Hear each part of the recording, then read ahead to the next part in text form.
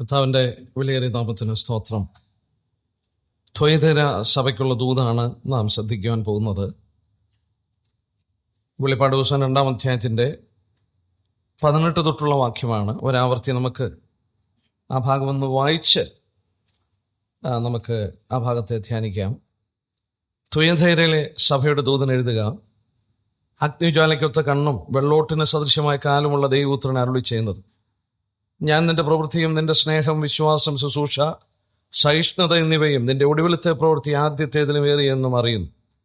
എങ്കിലും താൻ പ്രവാചകിയെന്ന് പറഞ്ഞ് ദുർനടപ്പ് ആചരിപ്പാനും വിഗ്രഹാർപ്പിതം തിന്പാനും എൻ്റെ ദാസന്മാരെ ഉപദേശിക്കുകയും തെറ്റിച്ചു കളയുകയും ചെയ്യുന്ന ഇസബേൽ എന്ന സ്ത്രീയെ നീ അനുവദിക്കുന്നു എന്നൊരു കുറ്റം നിന്നെക്കുറിച്ച് പറവാനുണ്ട്.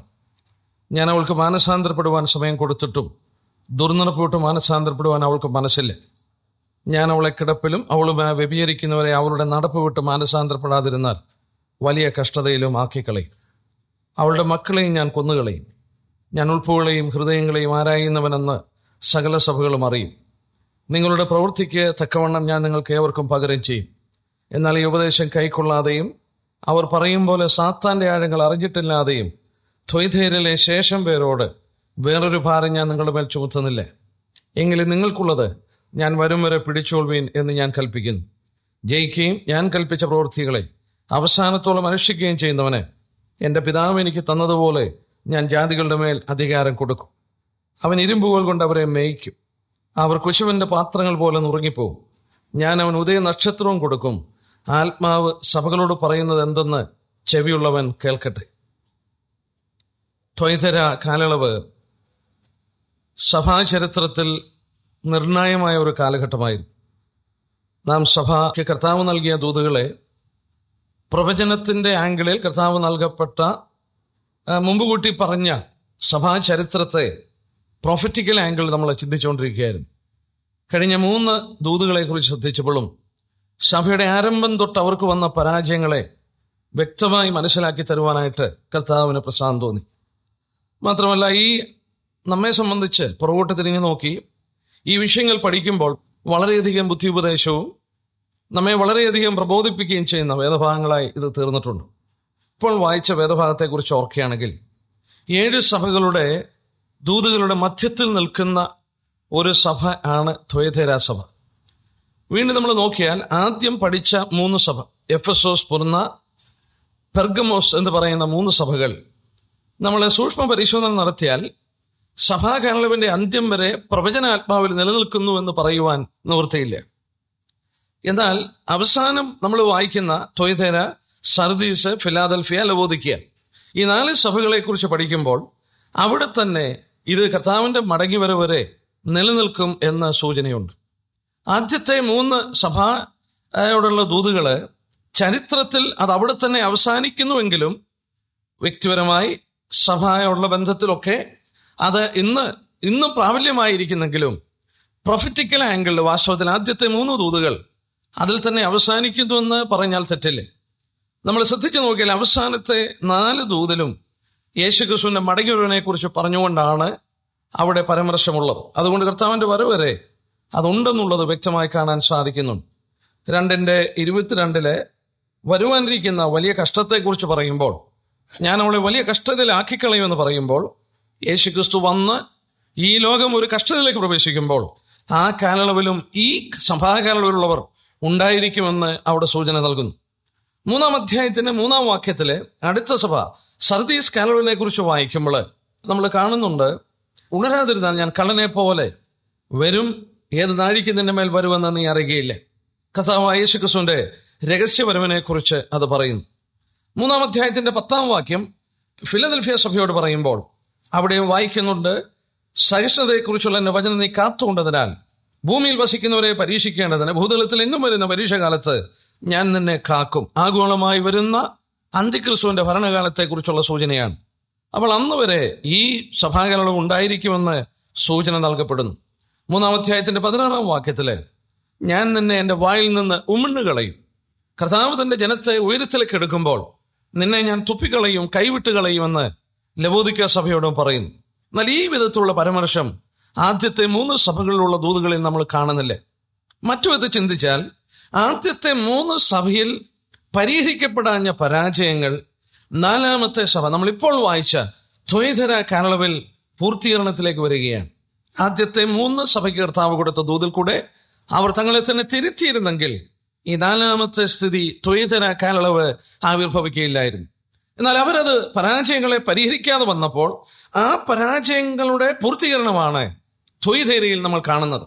ത്വൈതൈരയിൽ നിന്നാണ് ഇനിയുമുള്ള 3 സഭകൾ സർദീസും ഫിലാദൽഫിയ ലവോദിക്കയും കടന്നു വരുന്നത് നമുക്ക് കാണാൻ സാധിക്കും. വളരെ ശ്രദ്ധേയമായി നിൽക്കുന്നു. സഭാ ചരിത്രത്തിൽ അതിശ്രദ്ധേയമായ ഒരു കാലയളവാണ് ത്വൈതൈര കാലയളവ്. ആദ്യത്തെ 3 സഭയുടെ പരാജയം ഈ ത്വൈതൈര കാലയളവ് ഉടലെടുക്കുവാൻ ഇടയാക്കുന്നു.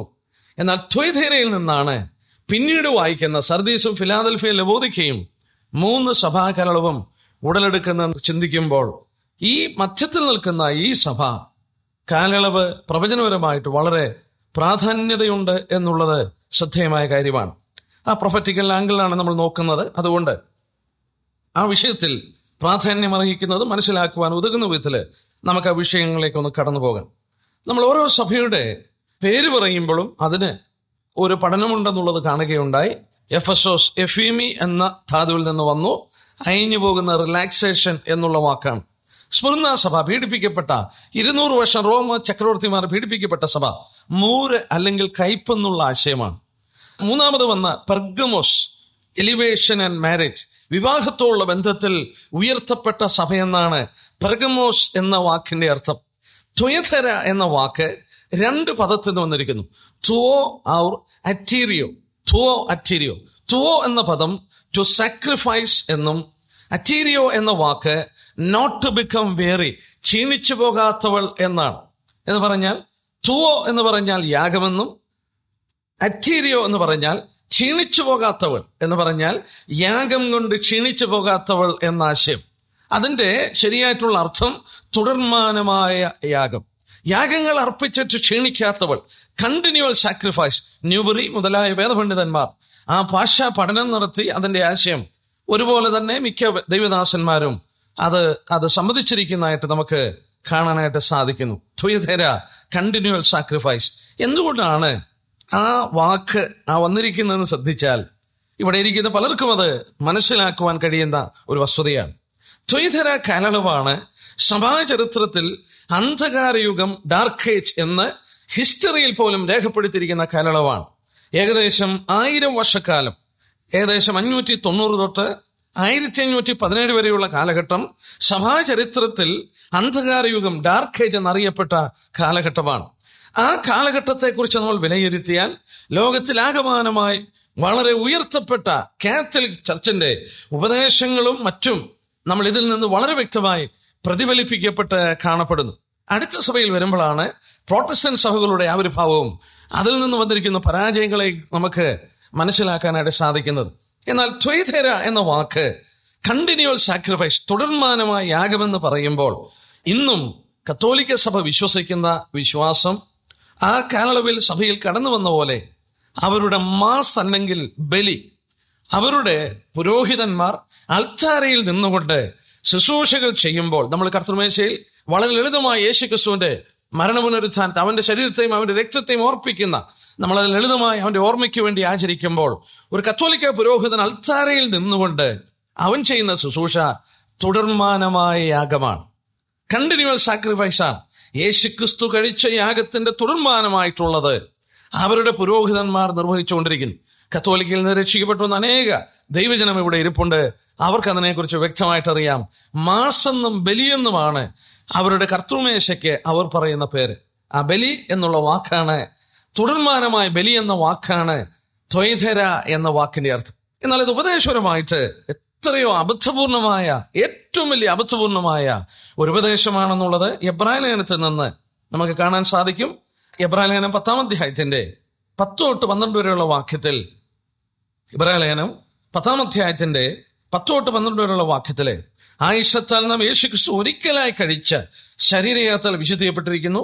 ഏത് പുരോഹിതനും ദിവസേന ശുശ്രൂഷിച്ചു പാപങ്ങളെ പരിഹരിപ്പാൻ ഒരു നാളും കഴിയാത്ത അതേ യാഗങ്ങൾ കൂടെ കൂടെ കഴിച്ചുകൊണ്ടിരുന്നു. യേശുവോ പാപങ്ങൾക്ക് വേണ്ടി ഏകയാഗം കഴിച്ചിട്ട് എന്നേക്കും ദൈവത്തിന്റെ വലത്തുഭാഗത്ത് ഇരുന്നു കൊണ്ട് തന്റെ ശത്രുക്കൾ തന്റെ പാദപീഠമാകുവോളം കാത്തിരിക്കുന്നു. യേശുവോ പാപങ്ങൾക്ക് വേണ്ടി ഏകയാഗം കഴിച്ച് എന്നേക്കും ദൈവത്തിന്റെ വലത്തുഭാഗത്തിരിക്കുകയാണ്. മാത്രമല്ല 10-ാം വാക്യത്തിൽ വായിക്കുന്നത്, ആ ഇഷ്ടത്താൽ യേശുക്രിസ്തു ഒരിക്കലായി കഴിച്ച ശരീരയാഗത്താൽ വിശുദ്ധീകരിക്കപ്പെട്ടിരിക്കുന്നു. യേശുക്രിസ്തു ഒരിക്കൽ എന്നേക്കുമായി ശരീരയാഗം അർപ്പിച്ചു. ഇനിയും അതിനോട് ചേർത്ത് യാതൊരു യാഗവും ആവശ്യമില്ല. 14-ാം വാക്യത്തിൽ ഏകയാഗത്താൽ അവൻ വിശുദ്ധീകരിക്കപ്പെടുന്നവർക്ക് സദാകാലത്തേക്കും സൽഗുണപൂർത്തി വരുത്തിയിരിക്കുന്നു. ഏകയാഗത്താൽ, നോക്കുക, ഏകയാഗത്താൽ. എന്നാൽ കത്തോലിക്ക പുരോഹിതന്മാർ കൽപ്പിക്കുന്നത് അവർ തുറന്മാനമായി യേശുക്രിസ്തു കഴിച്ച യാഗത്തിന്റെ തുറന്മാനമായി അൾത്താരയിൽ അവർ മാസ ബലി അർപ്പിച്ചുകൊണ്ടിരിക്കുന്നു. ഉപദേശപരമായി അത് എത്രയോ പരാജയപ്പെട്ട അല്ലെങ്കിൽ എത്രയോ തെറ്റായ ഒരു ഉപദേശമാണെന്നുള്ളത് വചനത്തിന്റെ വെളിച്ചത്തിൽ ചിന്തിക്കുന്നവർക്ക് മനസ്സിലാക്കാൻ സാധിക്കും. വീണ്ടും ഇവിടേക്ക് കടന്നു വരുമ്പോൾ നോക്കുക, മുമ്പ്, അതായത് പെർഗമോസ് മുതലായ കാലയളവിൽ വിതയ്ക്കപ്പെട്ട ആ കള അതിന്റെ യഥാർത്ഥമായ രീതിയിൽ ബലം കായ്ച്ച സഭാചരിത്രമാണ് ത്വൈതര സഭാചരിത്രം. നമുക്കൊന്നുകൂടെ ശ്രദ്ധിച്ചു നോക്കിയാൽ കർത്താവായ യേശുക്രിസ്തു ഇതോടുള്ള ബന്ധത്തിൽ പറഞ്ഞ, അതായത് ഈ 7 സഭകൾക്ക് ദൂത് നൽകിയ പോലെ തന്നെ സ്വർഗരാജ്യത്തിന്റെ മർമ്മങ്ങളെ പറഞ്ഞ 7 ഉപമകൾ ഇതോട് ചേർത്ത് പഠിക്കുവാനും ചിന്തിപ്പാനും കഴിയുന്നതാണ്. ഞാൻ ആദ്യമേ ചിന്തിച്ചിരുന്നു, അതോടുള്ള ബന്ധത്തിൽ ഈ പഠനം എടുത്താൽ എന്തെന്ന് ചിന്തിച്ചിരുന്നു. എന്നാൽ അതിലേക്ക് പ്രേരണ തോന്നിയില്ല. എങ്കിലും ഇപ്പോൾ ചിന്തിച്ചുകൊണ്ടിരിക്കുന്ന ത്വൈതര കാലയളവിനോടുള്ള ബന്ധത്തിൽ മത്തായിയുടെ സുവിശേഷം 13-ാം അധ്യായത്തിലേക്ക് നമുക്കൊന്ന് കടന്നു വരാം. കർത്താവ് ഇതോട് ചേർത്ത് ആ കാലയളവിനെ കുറിച്ച് പറഞ്ഞിരിക്കുന്നത് ശ്രദ്ധേയമായ ഒരു കാര്യമാണ്. നോക്കുക, മത്തായിയുടെ സുവിശേഷം 13-ാം അധ്യായത്തിന്റെ 31 തൊട്ട് 32 വരെയുള്ള വാക്യം. കർത്താവ് പറഞ്ഞ ദൈവരാജ്യത്തിന്റെ 3-ാമത്തെ ഉപമയാണ്. മറ്റൊരു ഉപമ അവൻ അവർക്ക് പറഞ്ഞു കൊടുത്തു. സ്വർഗരാജ്യം കടുകുമണിയോളം സദൃശം. അതൊരു മനുഷ്യനെടുത്ത് തന്റെ വയലിൽ ഇട്ടു. അതെല്ലാ വിത്തിലും ചെറിയതെങ്കിലും വളർന്ന് സസ്യങ്ങളിൽ ഏറ്റവും വലുതായി. ആകാശത്തിലെ പറവകൾ വന്ന് അതിന്റെ കൊമ്പുകളിൽ വസിപ്പാൻ തക്കവണ്ണം വൃക്ഷമായി തീരുന്നു. ദ്വൈതര കാലയളവിലെ സഭ വളരെ ശക്തി ആർജിച്ച് വളരെ അധികാരങ്ങളുള്ളവരായി രാജാക്കന്മാരെ വാഴിക്കുകയും രാജീയ കിരീടത്തെ മാറ്റിക്കളയുകയും യുദ്ധങ്ങൾ ആരംഭിക്കുകയും സാമ്രാജ്യങ്ങളെ പോലും മറിച്ചിടുവാൻ അധികാരമുള്ള പോപ്പുമാരും അവരുടെ പൗരോഹിത്യ ശൃംഖലയും ഉയർന്നു വന്നൊരു സഭാകാലയളവിൽ സ്വർഗീയമാരായി ജീവിക്കേണ്ട ദൈവസഭ ഈ ലോകത്തിൽ അധികാരസ്ഥന്മാരായി വലുതായി തീർന്നപ്പോൾ യേശുക്രിസ്തു പറഞ്ഞ ഈ ഉപമയൊന്ന് ചിന്തിച്ചു നോക്കിയേ. കടുകുമണിയോളം സദൃശ്യമാണ് സ്വർഗരാജ്യം. കടുകുമണി അത് വളർന്നാൽ ഒരു ഷ്രബാണ്, ഒരു ചെറിയ ചെടിയാണ്. എന്നാൽ ആ ചെടി ഇവിടെ വായിക്കുന്നു, അത് വളർന്ന്, കഥാവ് പറഞ്ഞ പോലെ അത് വളർന്ന് ഏറ്റവും വലുതായി. ഒരിക്കലും ചെറിയ ആ കടുകുമണി എന്ന് പറയുന്ന ആ ചെറിയ ചെടി, ആ ഷ്രബ് വളർന്നൊരു വൃക്ഷമാകത്തില്ല.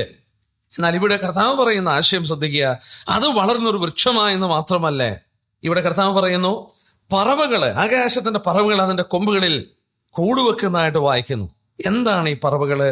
കർത്താവ് പറഞ്ഞ അതേ ഭാഗത്ത് 4-ാം വാക്യം നോക്കാം. 13-ാം അധ്യായത്തിന്റെ 4-ാം വാക്യം.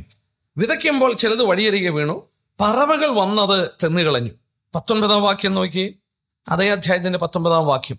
ഒരുത്തൻ രാജ്യത്തിന്റെ വചനം കേട്ടിട്ട് ഗ്രഹിക്കഴിഞ്ഞാൽ ദുഷ്ടൻ വന്ന് അവന്റെ ഹൃദയത്തിൽ നിന്ന് വിതയ്ക്കപ്പെട്ടത് എടുത്തു കളയുന്നു. ഇതത്രേ വഴിയരികിൽ വിതയ്ക്കപ്പെട്ടത്. വഴിയരികിൽ വിതയ്ക്കപ്പെട്ട വിത്ത് പറവകൾ വന്ന് എടുത്തുകൊണ്ടുപോകുന്നു. ആ പറവ ആരാണ്? 19-ാം വാക്യത്തിൽ വായിക്കുന്നു, ഗ്രഹിക്കായകയാൽ ദുഷ്ടൻ വന്ന് എടുത്തുകൊണ്ടുപോകുന്നു. അപ്പോൾ ആ പറവ ദുഷ്ടനാണ്, സാത്താനാണ്, ദൈവരാജ്യത്തിനെതിരായി പ്രവർത്തിക്കുന്ന പൈശാചിക ശക്തിയാണ്. ആ ദുഷ്ടൻ വന്ന് ആ വിത്തുകളെ എടുത്തുകൊണ്ടു പോകുന്നു. ഇപ്പോൾ എവിടെയാണ് ഈ ദുഷ്ടൻ?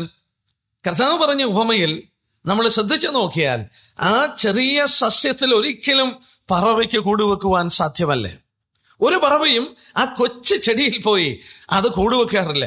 എന്നാൽ അത് വളർന്ന് സസ്യമായി വലിയ വൃക്ഷമായി തീർന്നപ്പോൾ അതിന്റെ കൊമ്പുകളിൽ കൂടുവെച്ചതുപോലെ നമ്മളിപ്പോൾ വായിക്കുന്ന ത്വൈതര കാലയളവിൽ സഭ വളർന്ന് ശക്തി പ്രാപിച്ച് വലുതായി ഈ ദുഷ്ടന് തന്നെ അതിന്റെ ശിഖരങ്ങളിൽ കൂടുവെക്കുവാൻ ഉതകുന്ന വിധത്തിൽ ഒരു സംഘടനാത്മകമായ സംഘമായി ലോകത്തിൽ വലിയ ശക്തിയുള്ള ഒരു പ്രസ്ഥാനമായി സഭ തീർന്ന ചരിത്രമാണ് ഉപമയിൽ കൂടെയും നമുക്കിവിടെ കാണുവാനായിട്ട് സാധിക്കുന്നത്. ഇത് അൺഹോളി അലയൻസ് വിത്ത് സ്റ്റേറ്റ്, അതായത് രാഷ്ട്രത്തോടുള്ള ബന്ധത്തിൽ അവിശുദ്ധിയുള്ള ഒരു ബന്ധത്തിലേക്ക് സഭ ഏർപ്പെട്ടതുകൊണ്ടാണ്. ഇതൊരു ട്രാൻസ്ഫോർമേഷൻ പീരീഡാണ്, ചർച്ചിന്റെ ട്രാൻസ്ഫോർമേഷൻ പീരീഡാണ്. സഭയ്ക്കൊരു രൂപാന്തരം സംഭവിക്കുന്ന ഒരു കാലയളവാണ്. ഹെവൻലി ഫീച്ചർ, സ്വർഗീയ അവരുടെ സ്വഭാവങ്ങളും അവരുടെ വൈശിഷ്ട്യങ്ങളും അവർ വിട്ടിട്ട് they became a mighty organization. അവരൊരു ശക്തി കൂടിയ ഒരു സംഘടനയായി മാറുകയാണ്. പോപ്പും അവരുടെ ആളുകളും ലോകത്തിൽ വലിയ ശക്തന്മാരായി മാറിക്കഴിഞ്ഞു. ചരിത്രം പഠിച്ചാൽ അത് വ്യക്തമായി നമുക്ക് കാണാൻ സാധിക്കുകയാണ്. പോപ്പുമാർ ഈ കാലയളവിൽ സാമ്രാജ്യങ്ങളെ നിയന്ത്രിക്കുന്നവരായി, അവർക്ക് അധികാരങ്ങൾ പ്രാപിച്ചവരായി മാറി. മാത്രമല്ല, രക്ഷയോടുള്ള ബന്ധത്തിൽ ആ കാലയളവിന്റെ പ്രവചനാത്മകമായ രീതിയിൽ ഞാൻ ചില കാര്യങ്ങളൊന്ന് ചൂണ്ടിക്കാണിക്കട്ടെ. ഒന്ന്, ആ സഭ വളർന്ന് they became a mighty organization, ശക്തമായ ഒരു സംഘടനയായി മാറി. രാജ്യങ്ങളെ, സാമ്രാജ്യങ്ങളെ നിയന്ത്രിക്കുന്ന ഒരു സംഘടനയായി സഭ മാറ്റപ്പെട്ടു. സഭ സ്വർഗീയ സ്വഭാവങ്ങൾ ഉപേക്ഷിച്ച് ഒരു സാമ്രാജ്യത്തിന്റെ സ്വഭാവമായി അവർ മാറി. വാള് ഉറയിലിടുവാൻ യേശുക്രിസ്തു പറഞ്ഞെങ്കിൽ വാള് കയ്യിൽ അവർ എടുക്കുന്നവരായി. അവര് ഒരു കാലത്ത് പീഡിപ്പിക്കപ്പെട്ട് മരിച്ചുകൊണ്ടിരുന്ന ഒരു കൂട്ടം സമൂഹമായിരുന്നെങ്കിൽ അവർ മറ്റുള്ളവരെ പീഡിപ്പിച്ച് കൊല്ലുന്നവരായി മാറി. Persecuted became persecutors. ഈ പീഡിപ്പിക്കപ്പെട്ടവരെ പീഡിപ്പിക്കുന്നവരായി മാറി, വളരെ ശക്തന്മാരായി മാറി. രണ്ട്, claiming the monopoly of salvation. രക്ഷയുടെ അധികാരം അവരുടെ പക്കലാണെന്ന് ഈ കാലയളവിൽ അവർ വാദിക്കുവാൻ തുടങ്ങി. എന്ന് പറഞ്ഞാൽ, ഒരുത്തൻ രക്ഷിക്കപ്പെടണമെങ്കിൽ സഭ പറയുന്നത് അനുസരിച്ചെങ്കിലേ രക്ഷ കരസ്ഥമാക്കാൻ സാധിക്കുള്ളൂ. മനുഷ്യന്റെ ഭാവിയെ നിർണയിക്കുന്നത് സഭയാണെന്ന് പഠിപ്പിക്കാൻ തുടങ്ങി. ദ ഡോക്ട്രിൻ ഓഫ് പർഗേറ്ററി, അതുപോലെ തന്നെ സെയിൽ ഓഫ് ഇൻ്റലിജൻസ്, പാപമോചന ചീട്ട് 1190 സഭയിൽ കടന്നു വന്നു. പാപമോചന ചീട്ട്, അതുപോലെ തന്നെ പർഗേറ്ററി ഉപദേശം 593 കടന്നു വന്നു. ഈ കാലയളവിലാണ് പർഗേറ്ററിയുടെ ഉപദേശം. പാപം ചെയ്തു പോയ ഒരുത്തൻ നരകത്തിനും സ്വർഗത്തിനും മധ്യത്തിൽ അവനെ ശുദ്ധീകരിച്ചിട്ട് അവിടെ നിന്ന് അവനെ സ്വർഗത്തിലേക്ക് കയറ്റുന്ന ഒരു ഉപദേശം സഭ കൊണ്ടുവന്നു. രണ്ട്, സഭ പാപമോചന ചീട്ട് വിൽക്കാൻ തുടങ്ങി. 1190 പാപമോചന ചീട്ട് വിൽക്കുവാൻ തുടങ്ങിയപ്പോൾ സഭയുടെ ഭണ്ഡാരത്തിലേക്ക് വലിയ പണവും കുമിഞ്ഞുകൂടുവാൻ തുടങ്ങി. പണം വളരെയധികമായി, അധികാരങ്ങളും അവരുടെ കയ്യിൽ കിട്ടുവാൻ തുടങ്ങി. അത് കിട്ടിക്കഴിഞ്ഞപ്പോൾ കാലഘട്ടത്തിന്റെ ചരിത്രം പറയുന്നത് ലോകത്തിലുള്ള ഏത് പ്രിൻസിനെക്കാട്ടിലും ആഡംബര ജീവിതം നയിക്കുന്നവരായി സഭയുടെ ബിഷപ്പുമാരും പോപ്പുമാരും, ലോകത്തിലുള്ള രാജകീയ പ്രൗഢിയിൽ ജീവിക്കുന്ന ഏതൊരു ലോക പ്രിൻസിനെക്കാട്ടിലും പ്രൗഢിയുള്ളവരും അധികാരമുള്ളവരുമായി മാറി റോമൻ സഭയുടെ അധികാര ഉന്നത തലത്തിലിരിക്കുന്ന ബിഷപ്പുമാരും പോപ്പുമാരും. ഇത് മൂന്നാമത്തെ സ്വഭാവമാണ്. നോക്കുക, നാലാമത്തെ ഉപമ നമുക്കൊന്ന് നോക്കാം. മത്തായിയുടെ സുവിശേഷം 13:33. എത്ര അർത്ഥവത്തായിട്ടാണ് അതിവിടെ വന്നിരിക്കുന്നത് ശ്രദ്ധിച്ചാട്ടെ. മത്തായിയുടെ സുവിശേഷം 13-ാം അധ്യായത്തിന്റെ 33-ാമത്തെ വാക്യം നോക്കി. മത്തായിയുടെ സുവിശേഷം 13-ാം അധ്യായത്തിന്റെ 33-ാമത്തെ വാക്യം. ഈ ഉപമ നാലാമത് പറയുന്ന ദൂതനോട് ചേർത്ത് ചിന്തിക്കും. അവൻ മറ്റൊരു ഉപമ അവരോട് പറഞ്ഞത്, സ്വർഗരാജ്യം പുളിച്ച മാവിനോട് സദൃശ്യം. അതൊരു സ്ത്രീ എടുത്ത് 3 പറ മാവിൽ എല്ലാം പുളിച്ചു വരുവോളം അടക്കി വെച്ചു. ഇതൊക്കെയും യേശുപുരുഷാരത്ത് ഉപമകളായി പറഞ്ഞു. ഉപമ കൂടാതെ അവരൊന്നും പറഞ്ഞില്ലേ. ഒരു സ്ത്രീ 3 പറ മാവിനകത്ത് പുളിപ്പ് ചേർക്കുന്ന, അത് മുഴുവൻ പുളിച്ചു വരുന്നത്, അതായത് പുളിപ്പ് അകത്തോട്ട് കടന്ന് ഉപദേശപരമായിട്ട് മുഴുവൻ പുളിപ്പിച്ച് നശിപ്പിക്കുന്ന ഒരു പ്രവണത, ഇത് വാസ്തവത്തിൽ സഭയിൽ സംഭവിച്ചു കഴിഞ്ഞു. നമ്മൾ നോക്കിയേ, സഭയെന്ന് പറഞ്ഞാൽ ലോകത്തിന്റെ വെളിച്ചമാണ്. നമ്മൾ 1-ാം അധ്യായത്തിൽ ചിന്തിക്കുകയുണ്ടായി. നിലവിളക്കുകളാണ്, തങ്ക നിലവിളക്കുകളാണ്, ലോകത്തിൽ വെളിച്ചം പരത്തുവാൻ ആക്കിയവരാണ്. ഈ വെളിച്ചം പരത്തിയവരെ ചരിത്രം പറയുന്നത് അന്ധകാരയുഗം പരത്തിയെന്നാണ്. ഈ നിലവിളക്കുകൾ ലോകത്തിൽ അന്ധകാരയുഗം എന്ന് പറയുന്ന ഒരു കാലഘട്ടത്തെ ആവിർഭവിപ്പിക്കുവാൻ സഭയാണ് അതിനിടയാക്കി തീർത്തത്. സുവിശേഷ വെളിച്ചം അവർ കെടുത്തിക്കളഞ്ഞു. സുവിശേഷത്തിന്റെ വെളിച്ചം കെടുത്തിയിട്ട് ലോകത്തിലൊരു അന്ധകാരയുഗം കടന്നു വരുവാൻ ഇടയായി. എന്തുകൊണ്ടാണ് അന്ധകാരയുഗം കടന്നു വന്നത്? ഈ വചനം വായിക്കുവാൻ അവർ അനുവദിച്ചില്ല. സാമാന്യ ജനത്തിന് ദൈവവചനം വായിക്കുവാൻ അനുവദിച്ചില്ല. ദൈവവചനം വായിച്ചാൽ കൊന്നുകളയുമായിരുന്നു. ഇന്ന് കത്തോലിക്ക സഭ വേദപുസ്തകം എടുത്തുകൊണ്ട് അവരുടെ കരിസ്മറ്റിക് മൂവ്മെന്റ് നടത്തുമ്പോൾ ഒരു കാര്യം മറക്കരുത്, വേദപുസ്തകം വായിച്ചവരെയും ഭാഷാന്തരം ചെയ്തവരെയും പ്രിന്റ് ചെയ്തവരെയും കൊന്ന സമൂഹമാണവർ. ഇന്ന് വേദപുസ്തകം വായിക്കുവാൻ അവർ തുടങ്ങിയത് അത് ദൈവത്തിന്റെ നാമമഹത്വത്തിനായി തീരട്ടെ. എന്നാൽ ഈ കാലയളവിന്റെ ചരിത്രം നമ്മൾ പഠിച്ചാൽ അന്ധകാരയുഗം സൃഷ്ടിച്ചത് വചനമില്ലാത്ത ഒരു കാലയളവ് അവർ സൃഷ്ടിച്ചു. 119-ാം സങ്കീർത്തനത്തിന്റെ 130-ാം വാക്യം, അന്ധകാരയുഗം വാസ്തവത്തിൽ കടന്നു വന്നതിന്റെ കാരണം അവിടെ വായിക്കുന്നു. 119-ന്റെ 130-ാം വാക്യം, നിന്റെ വചനങ്ങളുടെ വികാസനം, the entrance of thy word giveth light. ആ വാക്ക് ഇംഗ്ലീഷിൽ വളരെ ബ്യൂട്ടിഫുൾ ആയിരിക്കുന്നു. The entrance of thy word giveth light. നിന്റെ വചനത്തിന്റെ എൻട്രൻസ് അത് പ്രകാശം തരുന്നു, അല്പബുദ്ധിയെ ജ്ഞാനിയാക്കുന്നു. എന്നാൽ ഈ വചനം വായിക്കാതെയും പഠിക്കാതെ ഇരുന്നാലോ, യേശുക്രിസ്തു പറഞ്ഞ പോലെ നിങ്ങൾ ഈ വചനം അറിയും, ആ വചനം നിങ്ങളെ സ്വതന്ത്രരാക്കും. ഇവിടെ സഭ വാസ്തവത്തിൽ ചെയ്തത് ആ വചനത്തെ ജനത്തിന് മനസ്സിലാക്കുവാൻ അനുവദിച്ചില്ല. അതിന്റെ കാരണം നമുക്ക് എന്തുകൊണ്ടാണെന്നുള്ളത് ചിന്തിച്ച് നോക്കാം. പ്രൊഫറ്റിക്കലി തന്നെ നമുക്ക് ഈ കാലയളവിനെ ശ്രദ്ധിച്ചു നോക്കാം. ഈ കാലയളവിലാണ് മറ്റൊരു സംഭവം നടന്നത്. AD 606 റോമിൽ തെരഞ്ഞെടുക്കപ്പെട്ട ബിഷപ്പ് ബൊനിഫേസ് മൂന്നാമൻ എന്നറിയപ്പെടുന്ന ബൊനിഫേസ് മൂന്നാമൻ യൂണിവേഴ്സൽ ബിഷപ്പായി, അതായത് ലോകത്തിൽ ആഗോളമായി അതിന്റെ തലപ്പത്തിരിക്കുന്ന ഒരു ബിഷപ്പായി അദ്ദേഹത്തെ തെരഞ്ഞെടുത്തു. ബോണിഫേസ് മൂന്നാമൻ അദ്ദേഹത്തെ AD 606 യൂണിവേഴ്സൽ ബിഷപ്പായിട്ട് തെരഞ്ഞെടുത്തപ്പോൾ he became the supreme in the church. സഭയുടെ ഏറ്റവും സുപ്രീമായിട്ട് അദ്ദേഹത്തെ തീർത്തു. സഭയുടെ ഏറ്റവും ഔന്നത്യത്തിൽ നിൽക്കുന്ന ഒരു വ്യക്തിയായിട്ട് അദ്ദേഹത്തെ തീർത്തു. എന്നാൽ ഇതിന്റെ വിത്തുകളൊക്കെ നേരത്തെ പാകിയിരുന്നു. പെർഗമോസിന്റെ കാലയളവിലൊക്കെ അത് പാകിയിരുന്നു. ആ വിത്തുകളൊക്കെ വളർന്ന് സസ്യങ്ങളായി മാറി. ആ പൊളിപ്പിച്ച് ഈ ഉപദേശങ്ങളെല്ലാം കടന്നു വന്ന ഒരു ദിവസങ്ങൾ ഈ പെർഗമോസിന്റെ കാലയളവായിരുന്നു.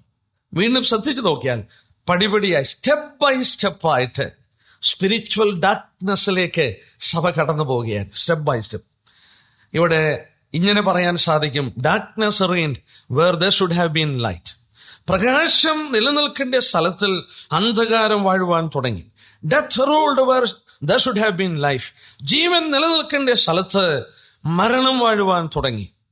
3, ബോണ്ടേജ്, അതായത് more terrible than paganism enslaved men where liberty should have been.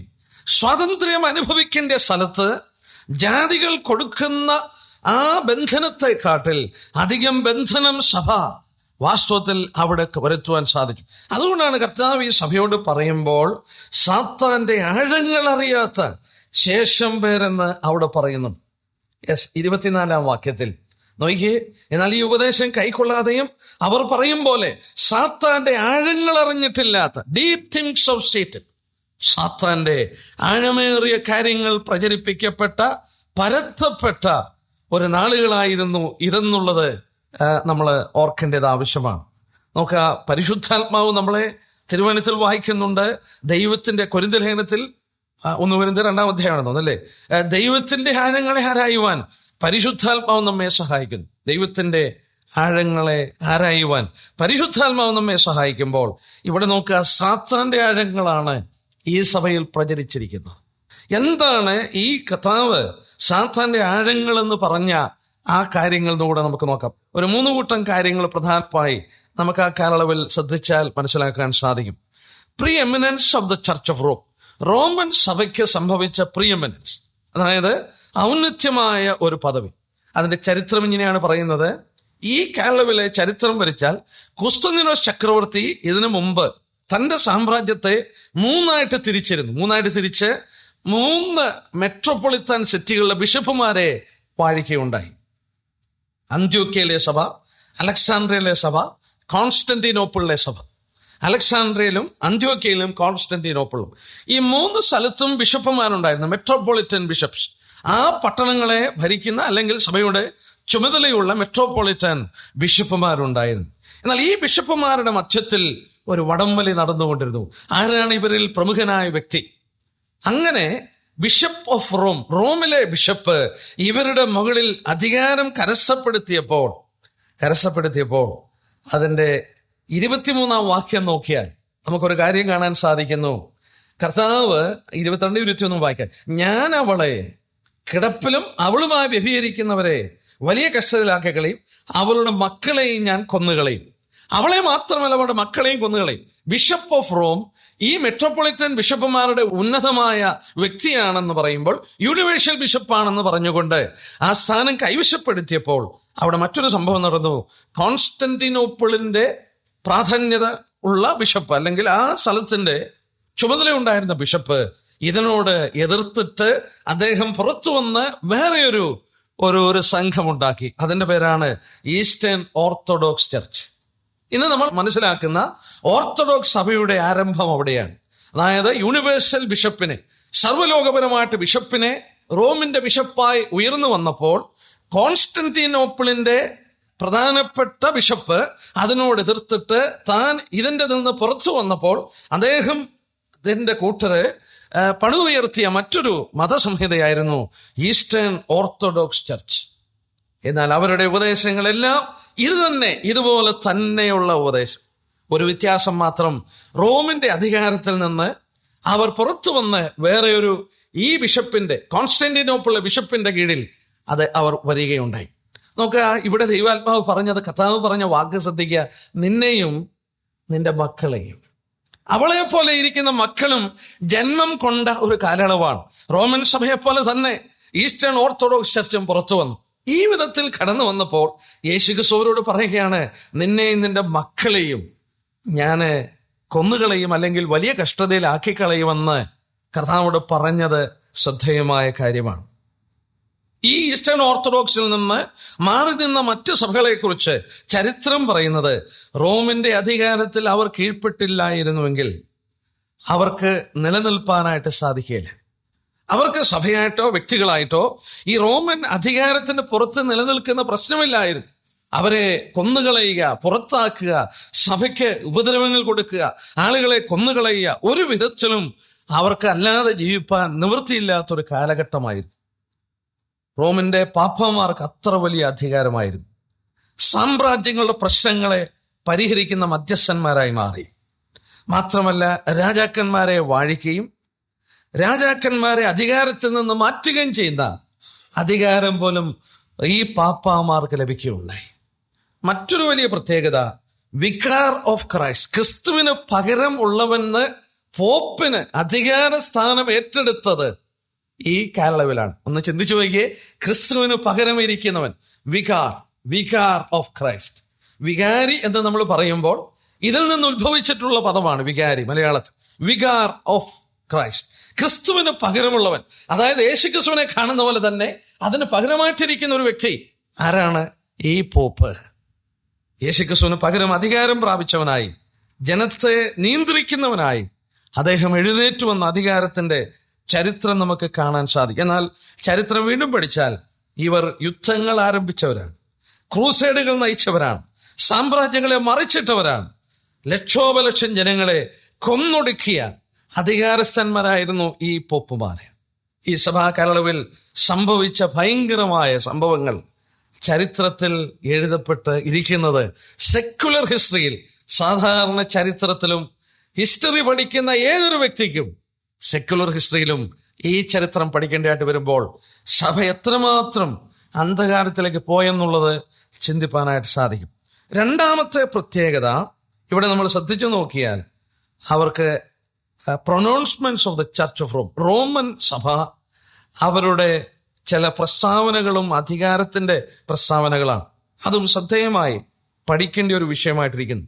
1129 Bible was forbidden to layman, അതായത് സാമാന്യ ജനങ്ങൾക്ക് വേദപുസ്തകം വായിക്കുന്നത് നിഷേധിച്ചു. 1129 അവർ അവകാശപ്പെട്ടു വേദപുസ്തകം വായിക്കുവാനും അതിനെ വ്യാഖ്യാനിക്കുവാനും അധികാരമുള്ളത് സഭയുടെ പുരോഹിതന്മാർക്ക് മാത്രമാണ്, സാമാന്യ ജനങ്ങൾക്ക് സാധ്യമല്ല. 20-ാം വാക്യം നോക്കിയേ, ആ വെളിപ്പാട് ദിവസം 2:20 വാക്യം, താൻ പ്രവാചകി എന്ന് പറഞ്ഞ്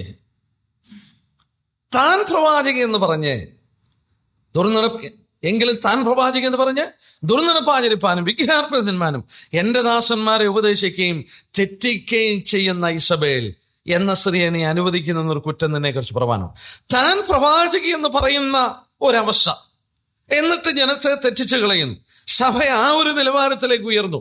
ഞങ്ങളാണ് വചനം വ്യാഖ്യാനിക്കേണ്ടവർ, ഞങ്ങൾക്കാണ് അതിന് അധികാരമുള്ളത്, സാമാന്യ ജനത്തിനല്ല. അതുകൊണ്ട് 1129 സാമാന്യ ജനത്തിന് വേദപുസ്തകം വായിക്കുന്നത് അവർ ഫോർബിഡൻ ചെയ്തു, അതവര് നിഷേധിച്ചു. എന്തുകൊണ്ടാണ് ഈ നിഷേധം കൊണ്ടുവന്നതെന്നറിയാമോ? ഈ വിധത്തിലുള്ള റോമൻ പാപ്പാന്മാരുടെ അധികാരം പിടിച്ചു നിർത്തണമായിരുന്നുവെങ്കിൽ സാമാന്യജനം ബൈബിളിന്റെ സത്യങ്ങൾ അറിയാൻ പാടില്ലായിരുന്നു. സാമാന്യ ജനം ബൈബിളിന്റെ സത്യങ്ങൾ അറിഞ്ഞാൽ അവർ ആ സത്യത്തെ ചോദ്യം ചെയ്യും. അതുകൊണ്ട് സാമാന്യ ജനം അത് മനസ്സിലാക്കാതിരിപ്പാൻ അവരിതിനെ നിരോധിച്ചെന്ന് മാത്രമല്ല, ഏറ്റവും പരമാധികാരമായ വാക്കുകൾ പോപ്പിന്റെ വാക്കുകളായി. വചനത്തിന് പകരം അദ്ദേഹത്തിന്റെ വാക്കുകളെ അവിടെ സബ്സ്റ്റിറ്റ്യൂട്ട് ചെയ്തുകൊണ്ട് അദ്ദേഹത്തിന്റെ വാക്കുകളാണ് ആ ആത്യന്തികമായ ആ കാര്യമെന്നുള്ളത് പറയുകയുണ്ടായി. യേശുക്രിസ്തു പറഞ്ഞ 4-ാമത്തെ ഉപമ മത്തായി 13:33 ഒരു സ്ത്രീയെ ആ മാവിനകത്ത് പുളിപ്പ് ചേർത്തു, അത് മുഴുവൻ പുളിച്ചു വരുവാനിടയാക്കി തീർത്തു. ഇവിടെ നമ്മൾ വായിക്കുന്നു, ഇസബേൽ എന്ന് പറയുന്ന സ്ത്രീ അത് ദാസന്മാരെ തെറ്റിച്ചു കളയുന്നു എന്ന കാര്യം പറയുകയാണ്. ചരിത്രം നമുക്കറിയാം. 1 രാജാക്കന്മാർ 16-ാം അധ്യായം, 18-ാം അധ്യായം, 21-ാം അധ്യായം ഒക്കെ നമ്മൾ വായിക്കുമ്പോൾ 1 രാജാക്കന്മാർ 16, 18, 21. ഇസബേൽ എന്ന് പറയുന്ന സ്ത്രീയെ പഴയ നിയമത്തിൽ നമുക്ക് ധാരാളം വരച്ചു തരുന്നു. ഞാൻ ആ വാക്യങ്ങളെല്ലാം എടുത്ത് ചിന്തിക്കുവാൻ ആഗ്രഹിക്കുന്നില്ലെങ്കിലും ആ ചെയ്ത സ്ത്രീയെക്കുറിച്ച് അവൾ എന്താ ചെയ്തതെന്നുള്ളത് നമ്മൾ മറക്കുവാൻ പാടില്ല. ഇസബേൽ എന്ന സ്ത്രീ ബലഹീനനായ ആഹാബ് രാജാവിന്റെ ഭാര്യയായിരുന്നു. അവൾ ഫുനീഷ്യക്കാരത്തിയായിരുന്നു. സീദോന്യ രാജാവായ ഇദ്ബാലിന്റെ പുത്രിയായിരുന്നു. അവൾ ആരാധിച്ചത് അസ്തരോത്ത് ദേവിയാണ്, റോമൻ വീനസ് ആയിരുന്നു. ഈ അസ്തരോത്ത് ദേവിയെ ആരാധിച്ചിരുന്ന ഈ ഇസബേല് ആഹാബ് രാജാവിന്റെ ഭാര്യ, അവൾ ഇസ്രായേലിന്റെ രാജ്ഞി പദവിയിലേക്ക് വന്നപ്പോൾ അവളൊരു പുതിയ മതം അവിടെ കൊണ്ടുവന്നു. അവൾ കൊണ്ടുവന്ന മതത്തെക്കുറിച്ച് പഠിച്ചിട്ടുള്ള ദൈവദാസന്മാർ പറയുന്നത് ഒരു പുതിയ മതം കൊണ്ടുവരികയായിരുന്നു. യഹൂദന്റെ മതവും ജാതീയ ആചാരങ്ങളും ഈ ഫുനീഷ്യ മതവും എല്ലാം കൂടെ കൂട്ടിക്കലർത്തി ഒരു പുതിയ മതം കൊണ്ടുവന്ന് 850 പുരോഹിതന്മാരെ ഏലിയാവിന്റെ കാലത്ത് അവർ വെച്ചു പുലർത്തി ദൈവത്തിന്റെ ദാസന്മാരെയും പ്രവാചകന്മാരെയും കൊന്നുകളയുന്ന ഒരു കാലഘട്ടമായിരുന്നു. എന്നിട്ട് ജനത്തെ അവൾ തെറ്റിച്ചു കളഞ്ഞു. ഈ ബലഹീനനായ രാജാവിന് ജനത്തെ നിയന്ത്രിപ്പാനോ അവരെ നേർമാർഗത്തിലേക്ക് കൊണ്ടുവരാനോ സാധിക്കാതെ വണ്ണം ഇവരുടെ ഇൻഫ്ലുവൻസ് അത്ര വലുതായിരുന്നു. എത്ര കൃത്യമായിട്ടാണ് യേശുക്രിസ്തു ഈ കാര്യം എടുത്തു പറയുന്നത്. ഈ സ്ത്രീ, ഇസബേൽ എന്ന് പറയുന്ന സ്ത്രീ, ദൈവത്തിന്റെ എത്രയോ പ്രവാചകന്മാരെ കൊന്നുകളഞ്ഞു. ഏലിയ പ്രവാചകൻ പോലും ഭയന്നിട്ട് ഒളിച്ചൊരു സന്ദർഭമുണ്ടായി. അദ്ദേഹം പോലും ജീവനെ ഭയന്നൊരു കാലഘട്ടം. ആ കാലഘട്ടം ദൈവദാസൻ ശക്തനായ ഏലിയാവ് പോലും ഭയന്നുപോയ ഒരു കാലഘട്ടമായിരുന്നു ഇസബേൽ എന്ന് പറയുന്ന സ്ത്രീ വാണിരുന്ന കാലഘട്ടം. എത്ര സത്യമാണ്!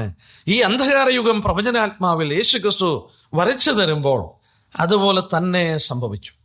കത്തോലിസിസം അല്ലെങ്കിൽ കത്തോലിക്ക മതം അന്ന് സർവ്വലോകമായി നിൽക്കുന്ന ക്രിസ്തീയ സഭയെന്ന് പറയുന്നത് ദാറ്റ് ഈസ് നോട്ട് ക്രിസ്ത്യാനിറ്റി. അത് ക്രിസ്തുവിന്റെ ഉപദേശമല്ലായിരുന്നു.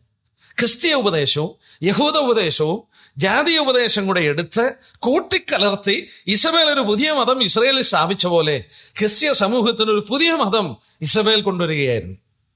അതുപോലെ ഈ കത്തോലിക്ക സഭയും ഒരു പുതിയ മതം കൊണ്ടുവരികയാണ്. ഇവിടെ കർത്താവ് പറഞ്ഞ വാക്ക് ശ്രദ്ധിക്കുക, താൻ പ്രവാചകി എന്ന് പറഞ്ഞ് എൻ്റെ ജനത്തെ തെറ്റിച്ചു കളയുകയാണ്. എന്തെല്ലാം ഉപദേശങ്ങൾ കൊണ്ടുവന്നു. മൂന്നാമത് ഇവിടെ ശ്രദ്ധിക്കേണ്ട കാര്യം അതാണ്, practice of the church of Rome. Roman സഭയുടെ പ്രാക്ടീസുകൾ, അവരെന്തെല്ലാം തെറ്റുകളാണ് ഉപദേശപരമായിട്ടും ആചാരപരമായിട്ടും കൊണ്ടുവന്നത്. ഈ അപ്പോസ്തലന്മാരുടെ പിൻഗാമികളാണ് തങ്ങളെന്ന് പറഞ്ഞുകൊണ്ട് അപ്പോസ്തലന്മാരുടെ ഉപദേശങ്ങൾ ലെവലേശം പോലും ഇല്ലാതെ ജനങ്ങളെ അധികമായി തെറ്റിച്ച് കളഞ്ഞു. എന്നാൽ ഇതിനെക്കുറിച്ച് വളരെയധികം ഡീറ്റെയിൽ ആയിട്ട് റിസർച്ച് ചെയ്ത ദൈവദാസന്മാർ ക്രിസ്തീയ സമൂഹത്തിലുണ്ട്. ആ റിസർച്ച് ചെയ്ത വിഷയങ്ങളെല്ലാം നമുക്കിവിടെ പറഞ്ഞാൽ ദിവസങ്ങൾ കടന്നു പോകും. നിങ്ങളിൽ പലരും മലയാളത്തിൽ തന്നെ വായിച്ചിട്ടുണ്ട് മഹദിയാം ബാബിലോൺ, മർമ്മ മഹദിയാം ബാബിലോൺ. നമ്മുടെ Unnunni sir pastor K Abraham എഴുതിയ ഒരു പുസ്തകം. എന്നാൽ ലോകപ്രസിദ്ധമായ ഒരു ബുക്കാണ് ടു ബാബിലോൺസ് എന്ന് പറയുന്ന ബിഷപ്പ് ഹിസ്ലൂപ്പിന്റെ ലോകപ്രസിദ്ധമായ പുസ്തകമാണ് ടു ബാബിലോൺസ്. എത്രയോ നാളുകൾ റിസർച്ച് ചെയ്ത് ഇതിന്റെയൊക്കെ ഉത്ഭവം എവിടെയാണെന്നുള്ളത് റിസർച്ച് ചെയ്ത് ഹിസ്ലൂപ്പൊക്കെ വളരെ വ്യക്തമായി വെളിപ്പെടുത്തി കൃത്യമായി നമുക്ക് വരച്ചു തരുന്നുണ്ട്. ഈ കത്തോലിക്ക സഭ പഠിപ്പിച്ചു വന്ന ഉപദേശങ്ങളെല്ലാം ബാബിലോൺ ഉപദേശത്തിന്റെ നിന്ന് കടന്നു വന്ന ഉപദേശങ്ങളായിരുന്നു. ബാബിലോൺ മതത്തിന്റെ ഉപദേശങ്ങളാണ് ഇവിടെ കടന്നു വന്നെന്നുള്ളത് ഈ ടു ബാബിലോൺസ് എന്ന ബുക്ക് എൻ്റെ കയ്യിലുണ്ട്. സ്കെച്ചസ് വരെ കൊടുത്തുകൊണ്ട് ആ കാര്യങ്ങള് അവരെ തെളിയിച്ചു തരുന്ന ഒരു മനോഹരമായ പുസ്തകമാണ് ടു ബാബിലോൺസ്. അവിടെ നമ്മൾ വായിച്ചു നോക്കിയാൽ നമ്മളെ അത്ഭുതപ്പെടുത്തും. ക്രിസ്ത്യ സമൂഹത്തിൽ ഇതൊക്കെ എങ്ങനെ കടന്നു വന്നു? The sacrifice of the mass, നമ്മൾ ഓർത്തുകൊണ്ടിരുന്ന പോലെ ബലി എന്നുള്ള ഉപദേശം കൊണ്ടുവന്നു. യേശു ക്രിസ്തു പരമയാഗമായി ഒരിക്കൽ എന്നേക്കുമായി അവൻ കഴിച്ച യാഗം പൂർത്തീകരിക്കപ്പെട്ടിട്ടില്ലേ? തുടർമാനമായി ഇവരുടെ പുരോഹിതന്മാരും യാഗമർപ്പിക്കുവാൻ തുടങ്ങി. 850 AD 850 സ്പ്രിംഗ്ലിംഗ് ഓഫ് ഇൻഫൻസ്, കുഞ്ഞുങ്ങളെ വെള്ളം തളിച്ച് സ്നാനം കൊടുത്ത് അവരെ ക്രിസ്ത്യാനികളായി പ്രഖ്യാപിക്കുന്നത് AD 850. അന്ന് തന്നെയാണ് ഈ സഭയ്ക്കകത്ത് ഇന്നും റോമൻ കത്തോലിക്ക സഭയിൽ കടന്നു ചെന്നാൽ അറിയാം, ഹോളി വാട്ടർ, വിശുദ്ധ വെള്ളം എന്ന് പറയുന്നൊരു കാര്യമുണ്ട്. ഞാനും 2-3 വർഷം കാത്തലിക് ബോർഡിങ്ങിൽ പഠിച്ചിരുന്നു. അന്ന് ഞങ്ങൾ റെഗുലറായിട്ട് കാത്തലിക് ചർച്ചിൽ കൊണ്ടുപോകുമായിരുന്നു. അവിടെയൊക്കെ ഞങ്ങൾ ഇത് കണ്ടിട്ടുണ്ട്, ഹോളി വാട്ടറിന്റെ പ്രാധാന്യതയൊക്കെ. ഈ ഹോളി വാട്ടറും ഒക്കെ സഭയ്ക്കകത്ത് കൊണ്ടുവരുന്നത് 850. ഇതിന്റെ ഉത്ഭവം ബാബിലോണിൽ നിന്നുള്ള ഉത്ഭവമാണ്. 995 മറിയയുടെ ആരാധനയും വിശുദ്ധന്മാരുള്ള പ്രാർത്ഥനയും ആരംഭിക്കുന്നത്. 995. അതിന്റെ ഉത്ഭവം വളരെ വിശദമായിട്ട് പഠിക്കാൻ കഴിയുന്നു. ബാബിലോണിൽ നിന്ന് ഉത്ഭവിച്ച ആരാധനയാണ്. എന്നാൽ ഇന്ന് നമുക്കറിയാം നൊയമ്പിന്റെ ഒക്കെ സമയമാണ്, ലെന്റിന്റെ. ഈ നൊയമ്പ് എപ്പോഴാണ് തുടങ്ങിയെന്നറിയാമോ? വെള്ളിയാഴ്ചയുള്ള ഉപദേശവും ഈ നൊയമ്പും ആരംഭിച്ചത് 998. ക്രിസ്ത്യ സമൂഹത്തിന്റെ ആദ്യത്തെ 900 വർഷം, 1000 വർഷങ്ങളോളം ഈ ഉപദേശമില്ലായിരുന്നു. വെള്ളിയാഴ്ചയുള്ള ഉപവാസവും നൊയമ്പും തുടങ്ങുന്നത് 998. വിഗ്രഹങ്ങളെ ആരാധിക്കുകയും മറ്റും തുടങ്ങുന്നത് 786. പുരോഹിതന്മാർ വിവാഹത്തെ വിലക്കുവാൻ തുടങ്ങുന്നത്, സെലിബസി ഓഫ് പ്രീസ്റ്റ് തുടങ്ങുന്നത് 1079. 1079.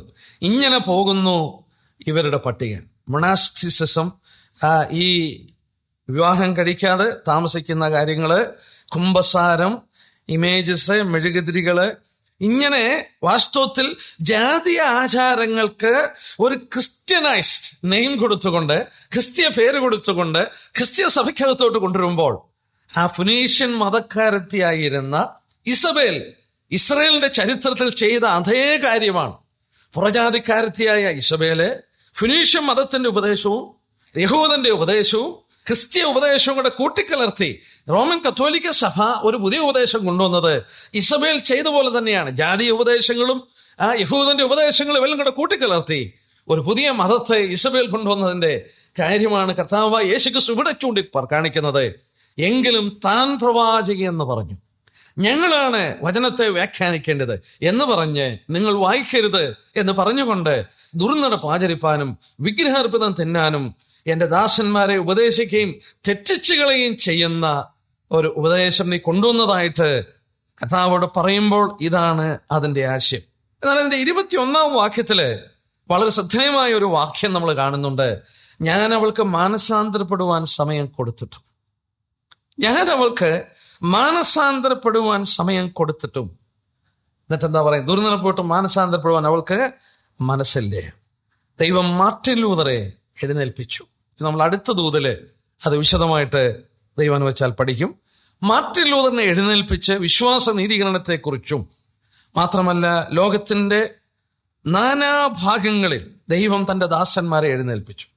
ഇറ്റലിയിൽ സമനറോളെ എഴുന്നേൽപ്പിച്ചു, വിക്ലിഫ് കാർണർ ഇംഗ്ലണ്ടില്, ജോൺ നോക്സ് എന്ന് പറയുന്ന ദൈവദാസനെ സ്കോട്ട്ലൻഡ്, മാർട്ടിൻ ലൂതറിനെ ജർമ്മനിയില്, സ്വിംഗ്ലി എന്ന് പറയുന്ന ദൈവദാസനെ സ്വിറ്റ്സർലൻഡില്, കാൽവിൻ എന്ന് പറയുന്ന ദൈവദാസനെ ഫ്രാൻസില്.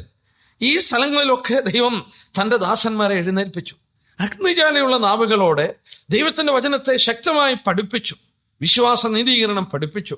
അവരെ പഠിപ്പിച്ച് അവരോട് ദൈവവചനം പ്രസംഗിച്ചിട്ടും ഇവിടെ പറയുന്ന വാക്ക് ശ്രദ്ധിച്ചേ, ഞാൻ അവൾക്ക് മാനസാന്തരപ്പെടുവാൻ സമയം കൊടുത്തു, എങ്കിലും അവൾക്ക് നുറുനനം പോയിട്ട് മാനസാന്തരപ്പെടുവാൻ അവൾക്ക് മനസ്സില്ലേ. എന്തുകൊണ്ടാണ് മാനസാന്തരപ്പെടുവാൻ മനസ്സില്ലാത്തത്? വാസ്തവത്തില് ഇതിന് ഒരു മത്തുണ്ട്. അത് വെളിപാട് ദിവസം 17-ാം അധ്യായത്തിൽ വരുമ്പോൾ ഇതിന്റെ പൂർത്തീകരണത്തെ കുറിച്ച് വായിക്കുമ്പോൾ 6-ാം വാക്യം, വിശുദ്ധന്മാരുടെ രക്തവും യേശുവിന്റെ സാക്ഷികളുടെ രക്തവും കുടിച്ച് സ്ത്രീ മത്തയായിരിക്കുന്ന ഞാൻ കണ്ടു. There is an intoxication in this system. ഇവിടെ ആ വാക്ക് നോക്കിയ 17-ാം അധ്യായത്തിന്റെ 6-ാം വാക്യം. ആ സ്ത്രീ എന്ന് പറയുന്ന ആ മതസിദ്ധാന്തത്തെ നമ്മുടെ മുന്നിൽ വരച്ചു തരുമ്പോൾ അവൾ മത്തുപിടിച്ചിരിക്കുന്നതായിട്ട് വായിക്കുന്നു. മത്തുപിടിച്ചിരിക്കുന്നവർക്ക് മാനസാന്തരപ്പെടുവാനായിട്ട് സാധിക്കുകയില്ല. അവര് ആ മത്തിൽ അവർ സ്വാധീനിക്കപ്പെട്ടിരിക്കുകയാണ്. ആ മത്ത് അവരെ കടന്നു പിടിച്ചിരിക്കുകയാണ്. അവർക്ക് സുബോധം നഷ്ടപ്പെട്ടു പോയി മത്തിനകത്ത്. ഇതാണ് പൗലോസ് പറയുന്നത്, ദൈവം അവർക്ക് സുബോധം കൊടുക്കുമോ എന്ന് ഉള്ള ആഗ്രഹത്തോടും ആശയോടും കൂടെ സുവിശേഷം പ്രസംഗിക്കുമ്പോൾ സാത്താനാൽ പിടിക്കപ്പെട്ട് സുബോധം നഷ്ടപ്പെട്ട ഇവർക്ക് സുബോധം ലഭിക്കുമോ എന്ന് വിചാരിച്ചുകൊണ്ട് സുവിശേഷം പ്രസംഗിക്കുന്നതിന്റെ വലിയ ആഗ്രഹം പൗലോസ് രേഖപ്പെടുത്തുന്നു. ഇവിടെ നോക്കുക, ഇതിനൊരു മത്തുണ്ട്, ഇതിനൊരു ഇൻടോക്സിക്കേഷൻ ഉണ്ട്. നമുക്കറിയാം, ഇന്നും നമ്മൾ ഇങ്ങനെയുള്ളവരോട് സംസാരിക്കുമ്പോൾ ഇതിൽ നിന്ന് പുറത്തു വരുവാൻ അവരെ മടി കാണിക്കുന്ന ഒരു കാര്യം എന്താന്ന് ചോദിച്ചാൽ അതിന്റെ മത്താണ്. ഇതിൽ നിന്ന് ഇവർ മോചിപ്പിക്കപ്പെടണമെങ്കിൽ പ്രാർത്ഥന, സുവിശേഷം ഒരു മൈറ്റി വെപ്പണാണെന്ന് വചനത്തിൽ രേഖപ്പെടുത്തിയിട്ടുണ്ട്. കോട്ടകളെ ഇടിക്കുന്ന ശക്തിയാണ് സുവിശേഷം. ആ സുവിശേഷം ശക്തമായ ഒരു ആയുധമാണ്. മാത്രമല്ല, ദൈവത്തിന്റെ ആത്മാവിന്റെ പരിവർത്തനം പ്രാർത്ഥനയുടെ ഫലമായി ദൈവാത്മാവും ദൈവജനവും പ്രവർത്തിക്കുമ്പോൾ ശക്തമായ വിടുതലിന് ഇടയായി മാറുന്നു. ആ മത്തിൽ പിടിപെട്ട ആളുകൾ, രക്ഷപ്പെട്ടിട്ടുള്ളവർക്കറിയാം, തങ്ങൾ ഇന്ന് ഇതിൽ നിന്ന് പുറത്തു വന്നിട്ട് തിരിഞ്ഞു നോക്കി, അയ്യോ ദൈവമേ നിനക്ക് നന്ദി എന്ന് പറയുവാൻ അവർക്ക് എത്രയോ വകയുണ്ട്.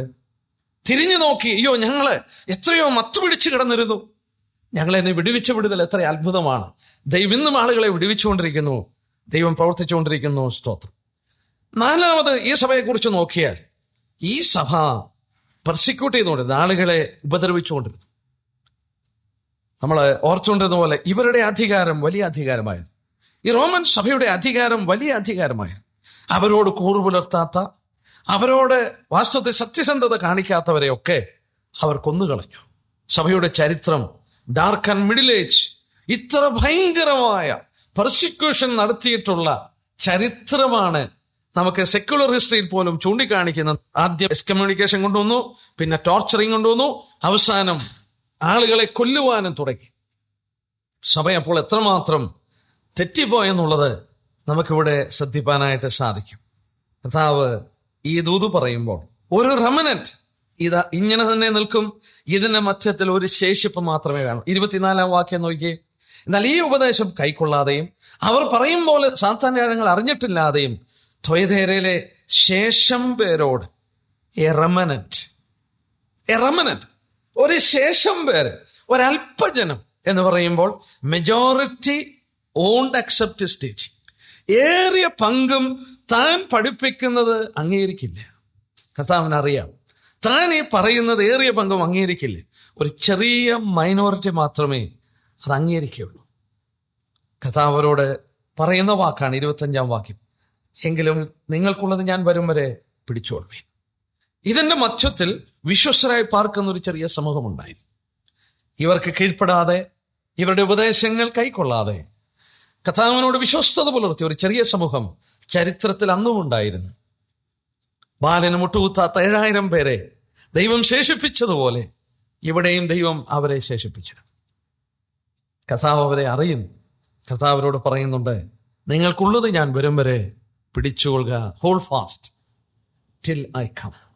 ഞാൻ വരുന്നത് വരെ അത് പിടിച്ചുകൊള്ളുവാനായിട്ട് പറയുമ്പോൾ വാസ്തവത്തിൽ ഇവരെ മറ്റധികം ഉപദേശമൊന്നും കൈക്കൊണ്ടില്ല. എന്നാൽ കർത്താവരോട് പറയുന്നു, ഞാൻ വേറൊരു ഭാരം ഞാൻ നിങ്ങളുടെ മേൽ ചുമത്തുന്നില്ല, ഞാൻ ഇനിയൊരു ഭാരം, വേറൊരു ഭാരം നിങ്ങളുടെ മേൽ ചുമത്തുന്നില്ല.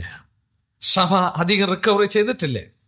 സഭ വിശ്വാസത്താൽ നീതീകരണം മനസ്സിലായി.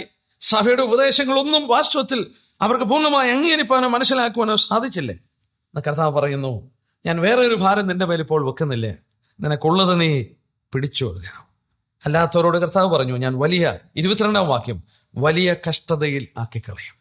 അത് ഈ ലോകത്തിൽ വരുവാനുള്ള വലിയ കഷ്ടത. മത്തായി 24:21 യേശുക്രിസ്തു പറഞ്ഞു, ലോകാരംഭം മുതൽ ഇന്നുവരെ സംഭവിച്ചിട്ടില്ലാത്തതും ഇനിമേൽ സംഭവിക്കാത്തതുമായ വലിയ കഷ്ടം അന്ന് സംഭവിക്കും.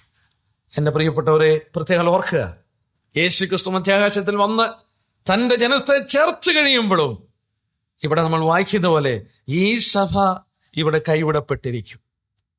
അവർ വലിയ കഷ്ടത്തിൽ, അന്ത്യക്രിസ്തുവിന്റെ പീഡന കാലഘട്ടത്തിലേക്ക് മാറ്റപ്പെടും.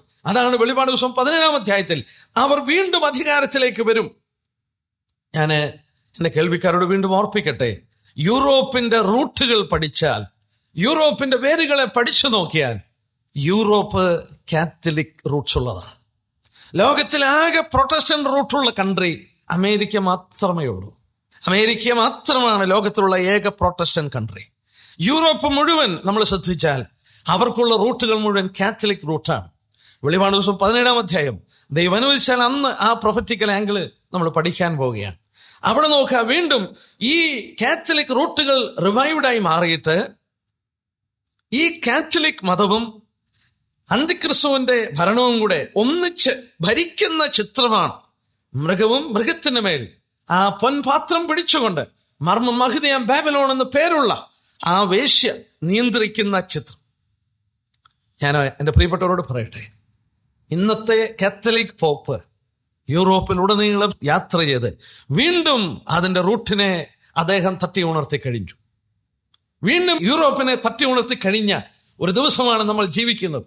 അന്തിക്രിസ്തു എഴുന്നേറ്റവരുടെ ഭരണകൂടം ലോകത്തിൽ ആവിർഭവിച്ച് ഒരുങ്ങിക്കൊണ്ടിരിക്കുമ്പോൾ മതസിദ്ധാന്തവും വീണ്ടും കാത്തലിസിസത്തിന്റെ റൂട്ടുകളും ഉണർന്നു കഴിഞ്ഞു. നമ്മൾ വീണ്ടും അവസാന ദിവസങ്ങളിൽ വന്നു എന്നുള്ളതിന്റെ വേറെ ഒരു ചിത്രമാണ് യൂറോപ്പിലോട്ട് നോക്കിയാൽ ഈ മതസംഹിതയുള്ള ബന്ധത്തിൽ നമുക്ക് കാണാൻ സാധിക്കുന്നു. വൃദ്ധനായ പോപ്പ് യൂറോപ്പിൽ സഞ്ചരിച്ച് യൂറോപ്പിനെ ഉണർത്തിക്കുന്ന ചിത്രം കാണുമ്പോൾ നമ്മൾ വീണ്ടും ഓർക്കണം, അവർ ദൈവസഭ ഇവിടെ നിന്ന് മാറ്റപ്പെട്ട് കഴിയുമ്പോഴും ഇവിടെ നിലനിൽക്കും. അതാണ് വെളിപാട് ദിവസം 17-ാം അധ്യായത്തിന്റെ വിഷയം. അവർ ലോകത്തിൽ വീണ്ടും വലിയ അധികാരത്തിലേക്ക് വരും. ഈ സഭ എന്നും അധികാരത്തിന് വേണ്ടിയാണ് ആഗ്രഹിച്ചത്. അതിന് കീഴ്പ്പെടാത്ത ഒരു കൂട്ടം ആളുകൾ ഉണ്ടായിരുന്നു. അവരോട് കർത്താവ് പറയുന്നതും, ഞാൻ നിങ്ങൾക്ക് അധികാരം തരാം. യേശുക്രിസ്തു ഈ ഭൂമിയിലായിരുന്നപ്പോൾ സങ്കീർത്തനങ്ങൾ 2 എടുത്താൽ കർത്താവ് അനുഭവിച്ച അതേ അനുഭവമാണ് ഈ ഓവർകമേഴ്സ് അല്ലെങ്കിൽ വിജയാളികൾ വാസ്തവത്തിൽ കൊണ്ടാടുന്നതെന്നുള്ളത് ചിന്തിക്കാൻ സാധിക്കും. സങ്കീർത്തനങ്ങൾ 2 കർത്താവ് യേശുക്രിസ്തുവിനെ കുറിച്ച് പ്രവചനാത്മാവിൽ പറഞ്ഞിരിക്കുന്ന സങ്കീർത്തനമാണ്. നോക്കിയാൽ അതിന്റെ 6-ാം വാക്യം, എന്റെ വിശുദ്ധ പർവ്വതമായ സിയോനിൽ ഞാൻ എൻ്റെ രാജാവിനെ വാഴിച്ചിരിക്കുന്നു.